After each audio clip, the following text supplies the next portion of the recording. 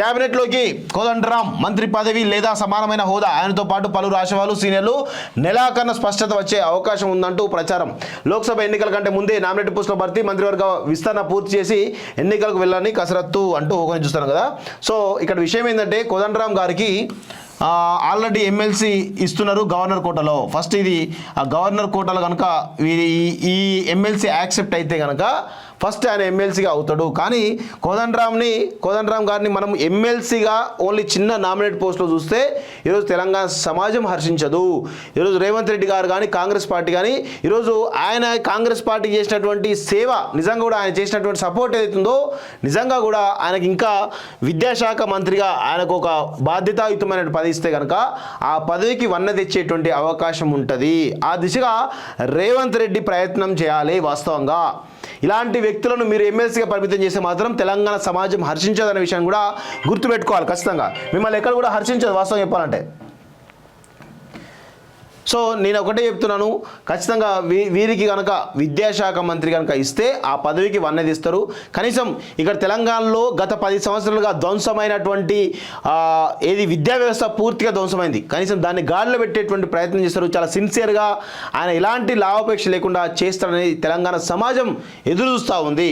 కానీ మీరు ఎమ్మెల్సీగా పరిమితం చేస్తా అంటే మాత్రం ఖచ్చితంగా మీకు ఎదురు దెబ్బ తగిలే అవకాశం కూడా ఉంటుంది. అది గుర్తుపెట్టుకోవాలని చెప్పేసి కూడా ఈరోజు కాంగ్రెస్ పార్టీ నేనైతే కోరుతా ఉన్నాను. కేబినెట్లోకి కోదండరాం మంత్రి పదవి లేదా సమానమైన హోదా, ఆయనతో పాటు పలువురు రాష్ట్రాలు సీనియర్లు నెలాఖరున స్పష్టత వచ్చే అవకాశం ఉందంటూ ప్రచారం. లోక్సభ ఎన్నికల కంటే ముందే నామినేటెడ్ పోస్టుల భర్తీ, మంత్రివర్గ విస్తరణ పూర్తి చేసి ఎన్నికలకు వెళ్ళాలని కసరత్తు అంటూ ఒకరిని చూస్తాను కదా.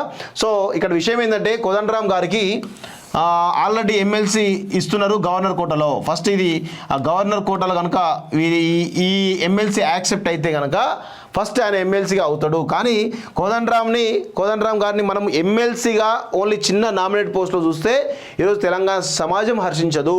ఈరోజు రేవంత్ రెడ్డి గారు కానీ కాంగ్రెస్ పార్టీ కానీ ఈరోజు ఆయన కాంగ్రెస్ పార్టీకి చేసినటువంటి సేవ, నిజంగా కూడా ఆయన చేసినటువంటి సపోర్ట్ ఏదైతుందో నిజంగా కూడా ఆయనకి ఇంకా విద్యాశాఖ మంత్రిగా ఆయనకు ఒక బాధ్యతాయుతమైన పదవి ఇస్తే కనుక ఆ పదవికి వన్న తెచ్చేటువంటి అవకాశం ఉంటుంది.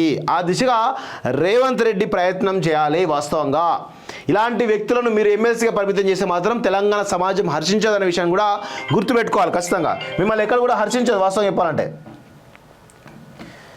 సో నేను ఒకటే చెప్తున్నాను, ఖచ్చితంగా వీరికి కనుక విద్యాశాఖ మంత్రి కనుక ఇస్తే ఆ పదవికి వన్నది ఇస్తారు. కనీసం ఇక్కడ తెలంగాణలో గత 10 సంవత్సరాలుగా ధ్వంసమైనటువంటి ఏది విద్యా వ్యవస్థ పూర్తిగా ధ్వంసమైంది. కనీసం దాన్ని గాడిలో పెట్టేటువంటి ప్రయత్నం చేస్తారు. చాలా సిన్సియర్గా ఆయన ఎలాంటి లాభాపేక్ష లేకుండా చేస్తారని తెలంగాణ సమాజం ఎదురు చూస్తూ ఉంది. కానీ మీరు ఎమ్మెల్సీగా పరిమితం చేస్తా అంటే మాత్రం ఖచ్చితంగా మీకు ఎదురు దెబ్బ తగిలే అవకాశం కూడా ఉంటుంది. అది గుర్తుపెట్టుకోవాలని చెప్పేసి కూడా ఈరోజు కాంగ్రెస్ పార్టీ నేనైతే కోరుతా ఉన్నాను.